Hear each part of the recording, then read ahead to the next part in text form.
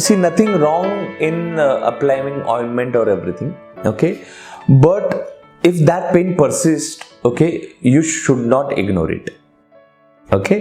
So अगर आपको हो रहा है, दर्द हो रहा है, so अभी छोटा मोटा दर्द है ऐसा है तो commonly it could be because of muscular spasm, because of some abnormal movement, उसकी वजह से वो हो सकता है. सो गर्म पानी से सिकाई करो, रेस्ट लो, ऑइंटमेंट लगाओ, अगर ठीक होता है तो अच्छी बात है, ओके. सो अगर उसके बावजूद भी ठीक नहीं हो रहा है, then you should not ignore it, then you should consult a doctor. Otherwise then अभी मैंने जो चीजें बोली थी कि देन धीरे धीरे it adds up, okay, and धीरे धीरे नर्व कंप्रेशन चालू हो जाता है. एंड नर्व कंप्रेशन जब भी होता है तो तकलीफें बढ़ती है, वो ऑपरेशन तक पहुंच सकती है. और अपना टारगेट वही है कि अपने को कुछ भी हो जाए तकलीफ बढ़नी ही नहीं चाहिए, तकलीफ बढ़नी ही नहीं चाहिए, उसके लिए प्रिकॉशंस लेना जरूरी है. You should not ignore your symptoms. एक दो बार आप देख रहे हो नहीं हो रहा है तो you should always consult to doctor कि बाबा ये क्यों नहीं जा रहा है, क्या करना चाहिए, क्या नहीं करना चाहिए, okay. Proper method of exercise कौन से है, ओके. फिजियोथेरेपी करना है, नहीं करना है, कब करना है, ओके, वो कंसल्ट करना जरूरी है. आधी चीजें तो मैंने बोल दी है कि प्राइमरी बेसिक क्या करना है, वो भी अगर आप फॉलो करते हो ना, ओके, तो पेन काफी रिड्यूस हो जाएगा. सो बेसिकली अगर सब प्राइमरी ट्रीटमेंट होने के बावजूद अगर पेन परसिस्ट हो रहा है, ओके, एमआरआई में दिख रहा है कि बाबा जो कैनाल है वो कैनाल काफी ज्यादा नैरो है, से 5 mm, 7 mm, 8 mm, ओके.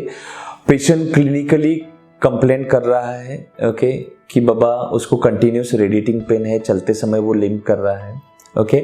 हम लोग जो उसके हम लोग क्लिनिकली साइंस मेजर करते हैं जिसमें वीकनेस है, पेशाब में अगर तकलीफ हो रही है, ओके, अगर टॉयलेट करने में अगर तकलीफ हो रही है, then you should not wait, okay, you should think of surgery, okay. So basically surgery के पहले एक हम लोग ट्रायल ऑफ इंजेक्शन दे सकते हैं. सो इंजेक्शन हम लोग जो देते हैं वो स्टेरॉइड ही रहता है, कोई भी डॉक्टर स्टेरॉइड ही देते हैं. स्टेरॉइड बेसिकली क्या करता है, जो भी सूजन है जिसको हम लोग एडिमा बोलते हैं अराउंड द डिस्क, ओके, उसको वो कम करता है. सो देयर आर चांसेस कि उसकी वजह से एडिमा कम होके पेन कम होगा, ओके, जिसकी वजह से सिम्टम्स कम होके तो आपको ऑपरेशन की जरूरत ना पड़े.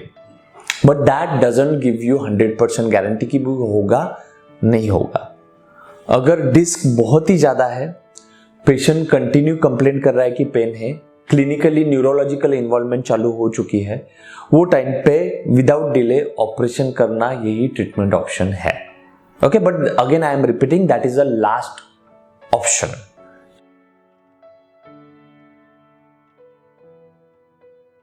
सो सर्जरी का recovery time is very short, okay. So surgery endoscopically होता है, नहीं तो मिनिमल इन्वेजिव मिनिमल इंसिजन से होगा, ओके.